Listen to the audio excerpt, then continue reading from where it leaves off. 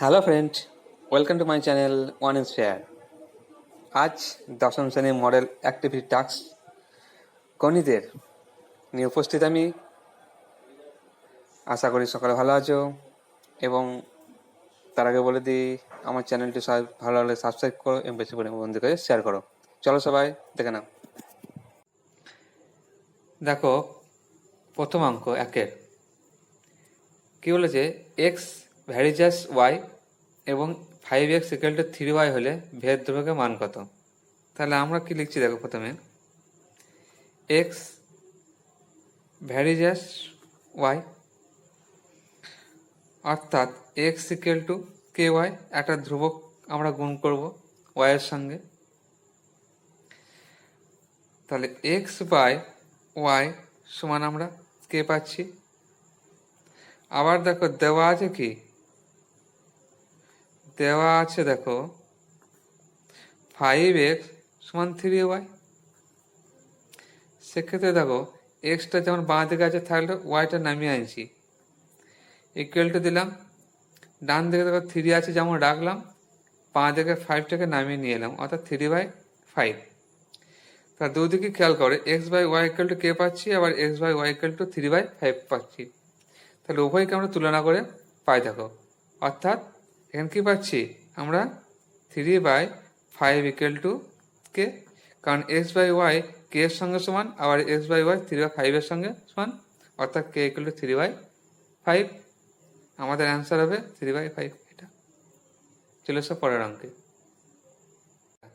কি বলেছে, অমল 5,000 টাকা 9 মাসের জন্য এবং ফতিমা 6,000 টাকা 5 মাসের জন্য একটি ব্যবসায় নিয়োজিত করে। লভ্যাংশ তাদের মধ্যে বন্টিত হলে যে অনুপাতে হবে তা কি? অর্থাৎ দেখো অমলের 9 মাসে মোট মূলধন কত দেখে নাও। 9 মাসে মোট মূলধন 5,000 গণিত 9, অর্থাৎ 5 9 45, অর্থাৎ 35,000 টাকা। আর ফতিমার কত, ফতিমার 5 মাসে মোট মূলধন কত দেখে নাও। মোট মূলধন অর্থাৎ 5 গণিত 6,000, মানে 5 6 30,000। এটা এবার তাদের মূলধনের অনুপাত বের করনি, অর্থাৎ অমলের ও ফতিমার মূলধনের অনুপাত কত হবে দেখিনি আমরা। 45,000 = 30,000। তাহলে 45,000 বাই 30,000, 0 0 কেটে দাও, 3টে 15 দিয়ে কেটে দিই, 3 15 45 আর 15 দুগুণে 30, অর্থাৎ 3/2, মানে 3:2। এটা আমাদের অ্যান্সার। আশা করি সকলে বুঝতে পেরেছ। চলে এসো পরের অঙ্কে। দেখো অকেন্দ্রীয় বৃত্তের বহিস্থ পি বিন্দু থেকে অঙ্কিত স্পর্শ বৃত্তকে কিউ বিন্দুতে স্পর্শ করে। ও কিউ সমান 9 সেন্টিমিটার, পিও সমান 50 সেন্টিমিটার হলে পি কিউ সমান কত? অর্থাৎ ফার্স্ট দেখো আমরা একটা অকেন্দ্রীয় বৃত্তে গেছি, অকেন্দ্রীয় বৃত্ত থেকে বহিস্থ একটা পি বিন্দু নিয়েছি এবং ওপি যুক্ত করেছি। পি বিন্দু থেকে একটা স্পর্শক অঙ্কন করেছি যেটা বৃত্তকে কিউ বিন্দুতে ছেদ করেছে। আমরা ও কিউ যুক্ত করে দিলাম। দেখো এখানে এই কোণটা আছে 90 ডিগ্রি, মনে রাখবে, অর্থাৎ এটা 90 ডিগ্রি। সেক্ষেত্রে খেয়াল করো ও পি কিউ একটা সমকোণী ত্রিভুজ। সেক্ষেত্রে ত্রিভুজ ও পি কিউ একটি সমকোণী ত্রিভুজ।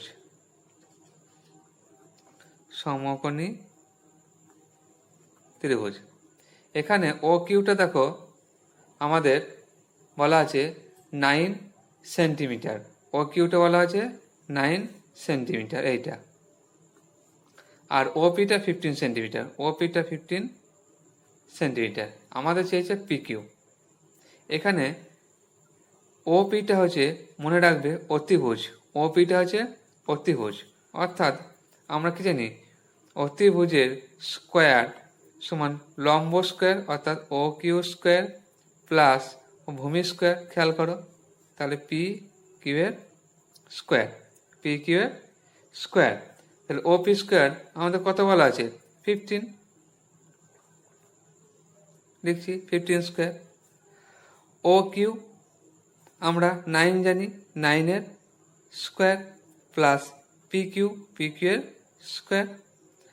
15 স্কোয়ার মানে হচ্ছে 225, এইদিকে 9 স্কোয়ার মানে হচ্ছে 81, এদিকে মাইনাস করে নিয়ে এলাম 81, এদিকে পি কিউ স্কোয়ার যেমন আছে থাকলো। আমাদের মাইনাস করলে হয়, খেয়াল করো, 144 ইকুয়াল টু পি কিউ এর স্কোয়ার। অর্থাৎ আমরা কি লিখতে পারি? পি কিউ সমান √144, অর্থাৎ 12 ইন্টু 12, অর্থাৎ এখানে পাচ্ছি আমরা শুধু 12। তাহলে পি কিউ এর দৈর্ঘ্য আমরা কত পেলাম? 12 সেন্টিমিটার। এটা হয়ে গেল আমাদের অ্যান্সার। এরপরে ছিল সব পরের অঙ্কে। এগুলোকে বক্রতলের ক্ষেত্রফলের অনুপাত 25:16 হলে তাদের আয়তনের অনুপাত কত? তাহলে এখানে দেখো বক্রতলের অনুপাত বলে দিয়েছে। ফার্স্ট দেখো দুটি নিরেট গোলকের ব্যাসার্ধ ধরে নিচ্ছি আমরা। গোলকের ব্যাসার্ধ যথাক্রমে R1 ও R2। তাহলে উভয়ের বক্রতলের ক্ষেত্রফল কত করে হবে দেখিনি আমরা? বক্রতলের ক্ষেত্রফল হবে পাই 4 পাই R1 স্কোয়ার কমা 4 পাই R2 স্কোয়ার বর্গ একক।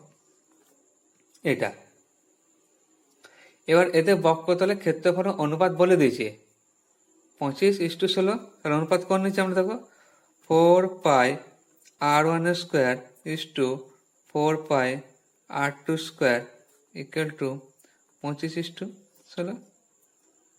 তাহলে 4 পাই R1 স্কোয়ার বাই 4 পাই R2 স্কোয়ার ইকুয়াল টু, এটা বাই করে নিলাম আমরা। দেখো 4 4 কেটে দিলাম, পাই পাই কেটে দিচ্ছি আমরা। তাহলে R1 বাই R2 তার স্কোয়ার ইকুয়াল টু হচ্ছে 5/4 তার স্কোয়ার।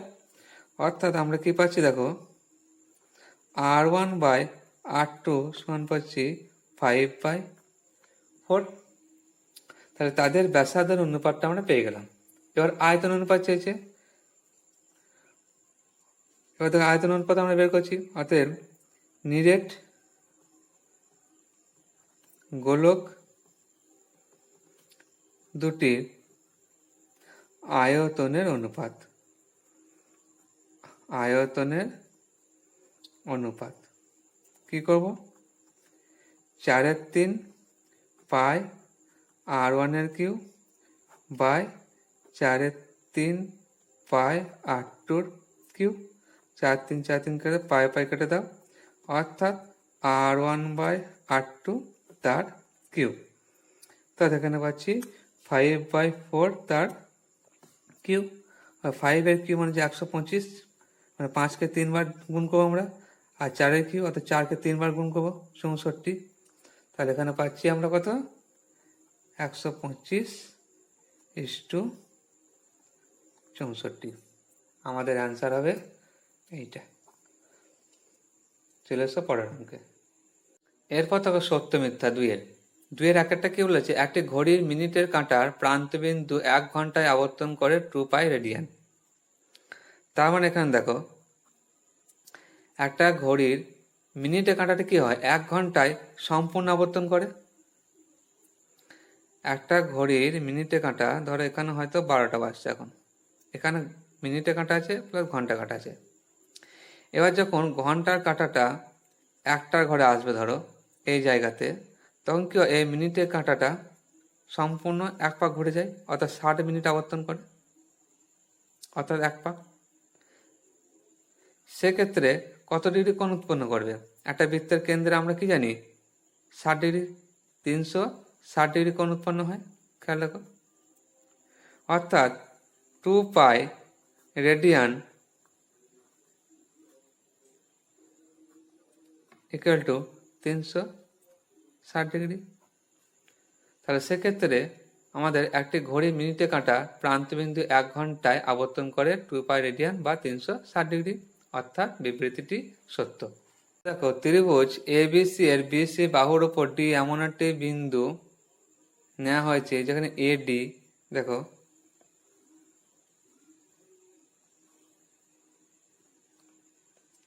এটা একটা এ বি সি একটা ত্রিভুজ। এখানে কি বলা হয়েছে, জি বিসি বাহুর ওপর ডি এমন একটা বিন্দু যে এডি লম্ব বিসি, অর্থাৎ এডি লম্ব বিসি। এখানে বলেছে যে ত্রিভুজ এবিডি সর্বসম এসি ডি। এখানে বিবৃতিটা কিন্তু মিথ্যা, বিবৃতিটি মিথ্যা।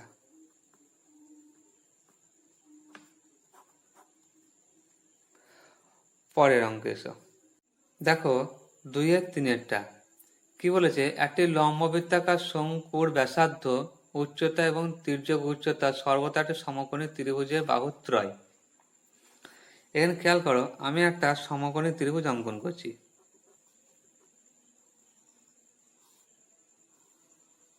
দেখো, সেক্ষেত্রে দেখো এটা নাম দিচ্ছে একটা A B C. A beta লম্ব, বি সিটা ভূমি, আর এ সিটা অতিভুজ। একটা সমকোণী ত্রিভুজের ক্ষেত্রে ভূমি, উচ্চতা এবং অতিভুজ একটা শঙ্কুর ক্ষেত্রে ব্যাসার্ধ, উচ্চতা ও তির্যক উচ্চতার মতো কাজ করছে, সেটা দেখো। দেখো আমি ডট ডট দিয়ে এইদিকে একটা সমকোণী ত্রিভুজ এঁকে নিচ্ছি। দেখো, এবার দেখো একটা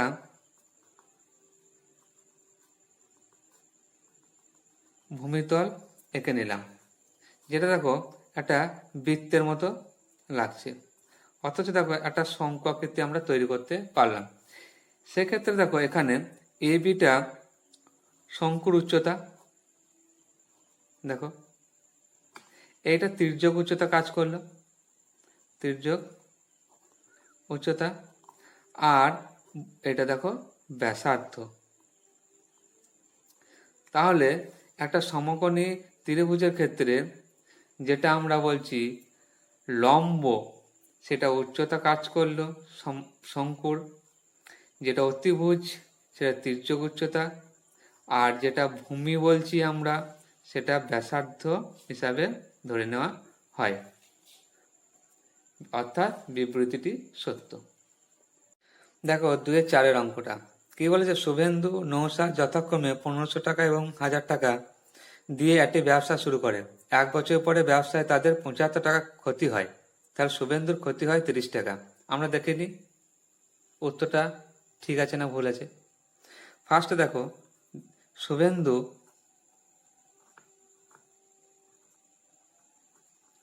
ও নৌসাদের মূলধনের অনুপাত কত দেখে নিই। মূলধনের অনুপাত, মূলধনের অনুপাত হচ্ছে 1500:1000,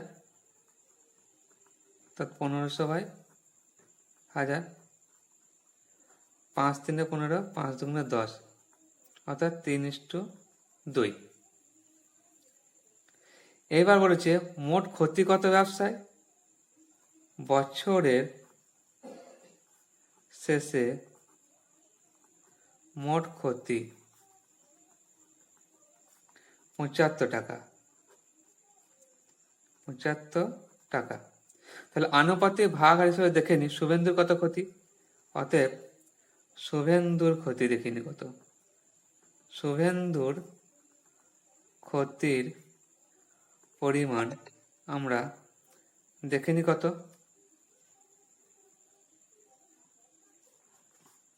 শুভেন্দুর ক্ষতির পরিমাণ হচ্ছে আমরা 75 ইন্টু শুভেন্দু কত পাচ্ছি আমরা। প্রথমে দেখো 3 আছে, 3 বাই অনুপাত দুটো যোগফল 5, 5 15 75 আর 3 15 45 টাকা। কিন্তু শুভেন্দু ক্ষতি দেওয়া আছে কত 30 টাকা, আমাদের এলো কত 45 টাকা, অর্থাৎ বিবৃতিটি মিথ্যা।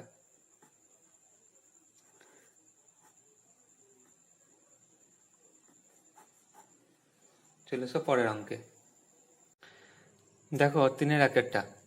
একটি বৃত্তে 5.5 সেমি দৈর্ঘ্যের বৃত্তচাপ, বৃত্তের কেন্দ্রে π/16 অর্থাৎ π/16 পরিমাণের কোণ উৎপন্ন করলে বৃত্তের ব্যাসার্ধ নির্ণয় করো। অর্থাৎ এখানে দেখো একটা আমরা বৃত্ত আঁকছি, 5.5 সেমি দৈর্ঘ্যের বৃত্তচাপ, অর্থাৎ এখানে এইটা হচ্ছে বৃত্তচাপ। দেখো 5.5 সেমি দৈর্ঘ্যের। কোণ উৎপন্ন কত করেছে π/16 পরিমাণে কোণ উৎপন্ন করেছে।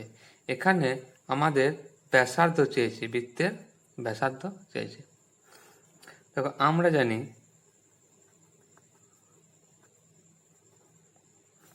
S সমান r থিটা, এটা সূত্র। এই বৃত্তচাপ যেটা বলছি আমরা, এটা বৃত্তচাপ। বৃত্তচাপকে আমরা S দ্বারা চিহ্নিত করি। তাহলে দেখো এখানে S এর মান কত বলেছে 5.5 লিখলাম, আর তো আমরা বের করব, আর থিটাটা দেখো যেটা কোণ উৎপন্ন করেছে সেটা π/16, তাহলে 5.5 যেমন লিখলাম, আর পায়ের জায়গায় আমরা লিখছি 180 আর নিচে লিখলাম 16। এবার দেখো আমরা কাটাকাটি করছি, দেখো এদিকে দশমিকটা তুলে এদিকে নিচে আমরা 10 নিয়ে নিলাম। দেখো 5 11 55, 5 দুগুণে 10, 8 দুগুণে 16, 4 দিয়ে কেটে দিচ্ছি। দেখো 4 দুগুণে 8, 4 4 16, 4 5 20, মানে 45। অর্থাৎ এখানে দেখো আমরা কি পাচ্ছি 45 সমান 11 দুগুণে 22, অর্থাৎ আর সমান হচ্ছে 22/45 সেমি। এইটা হচ্ছে আমাদের ব্যাসার্ধ, এইটা হচ্ছে বৃত্তের ব্যাসার্ধ। তাহলে কত পেলাম 22/45 সেমি। এরপরে পরের অঙ্কটা এসো। শঙ্কুর উচ্চতা 12 সেমি এবং আয়তন 100 পাই ঘন সেমি, শঙ্কুটির ব্যাসার্ধ কত এটা চেয়েছে। দেখো তাহলে ফার্স্ট আমরা একটা শঙ্কু অঙ্কন করে নিচ্ছি।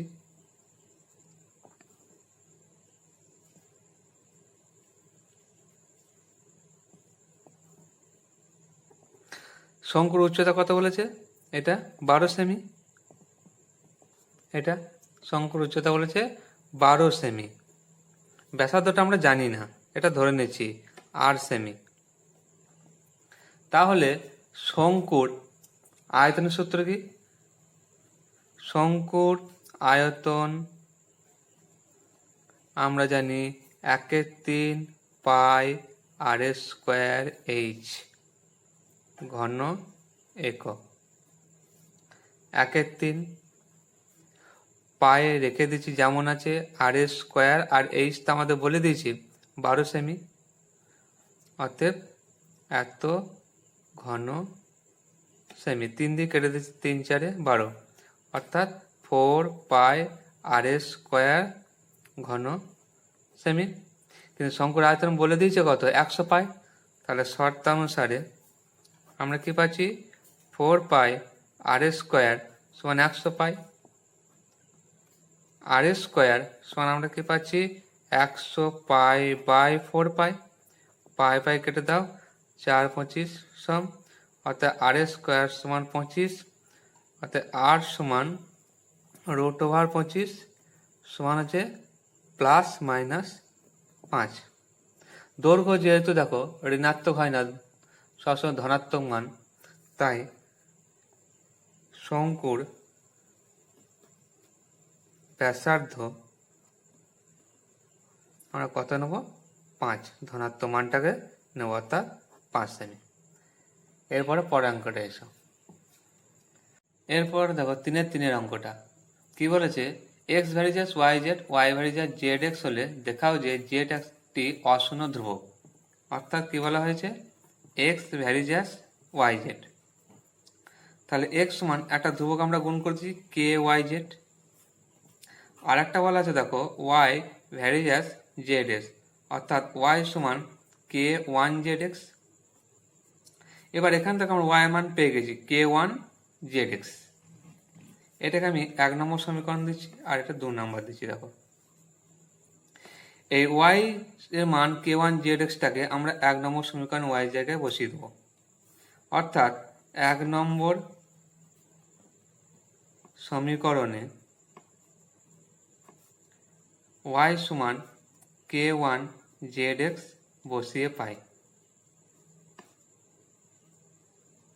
কি পাচ্ছি, এক্স সমান কে ওয়াই জায়গায় বসাচ্ছি কে ওয়ান জেড এক্স, আর কি আছে আমাদের জেড একটা আছে। দেখো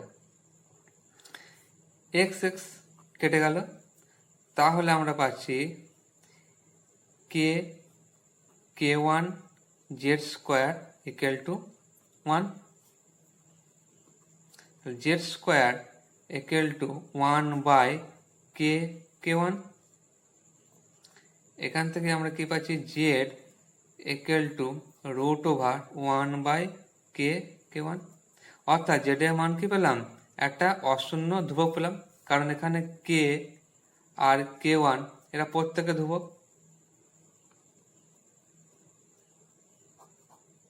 তাহলে আমাদের দেখাতে বলেছিল কি জেড একটি অশূন্য ধ্রুবক, তা আমরা প্রমাণ করে দেখালাম। এরপরে চলে এসো পরের অঙ্ক।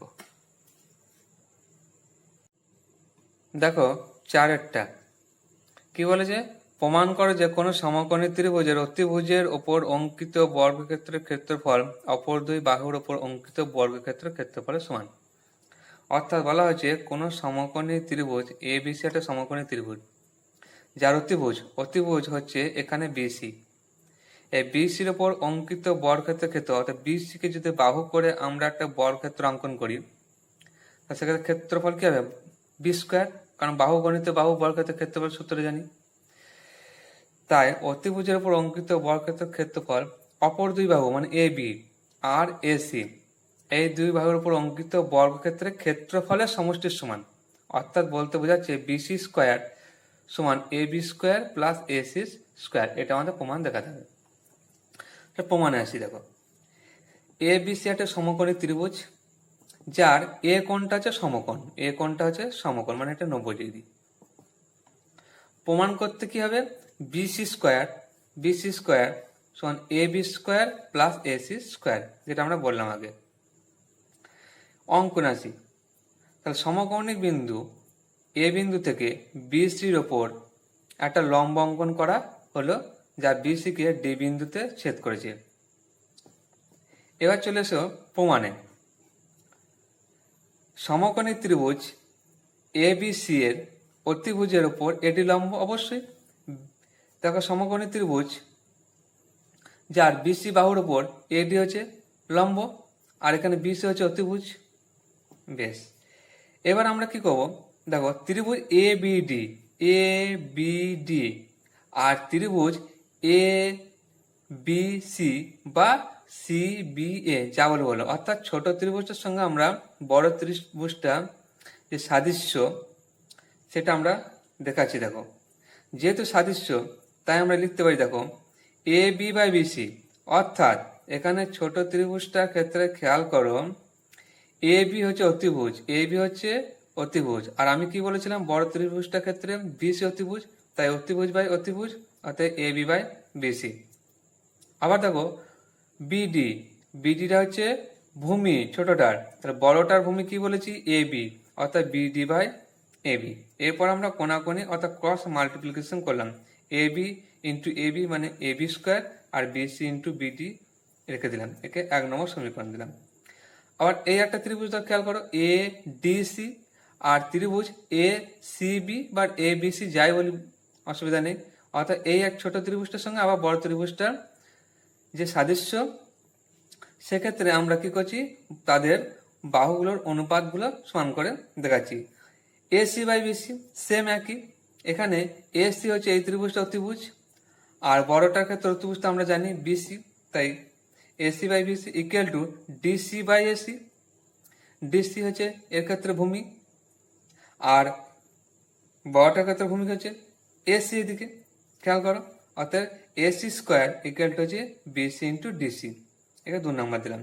এবার 1 আর 2 আমরা কি করব যোগ করব, 1 ও 2 যোগ করে পাই, অর্থাৎ A B square plus AC square, A B square plus AC square বাঁ দিকে গুলো যোগ ইকুয়াল টু ডান দিকে গুলো যোগ, অর্থাৎ BC into BD plus BC into DC. BC উভয়ই আছে, দেখো বিসিটা কমন নিলাম, ব্র্যাকেটে আমরা বিডি প্লাস ডিসি লিখলাম। বিডি প্লাস ডিসি মানে গোটাটা খেয়াল করো বিসি, তাহলে এখানে বিসি আছে ইন্টু বিসি মানে বিসি স্কোয়ার, অর্থাৎ A B square plus AC square সমান বিসি স্কোয়ার। অর্থাৎ আমাদের যেটা প্রমাণ চেয়েছিল সেটা আমরা প্রমাণ করে ফেললাম। সমস্ত প্রশ্নের উত্তর কমপ্লিট করে দেওয়া হলো, আশা করি সকলের ভালো লেগেছে। পরবর্তীকালে আরও গুরুত্বপূর্ণ প্রশ্নের সমাধান নিয়ে তোমাদের সামনে উপস্থিত হব। সবাই ভালো থাকো।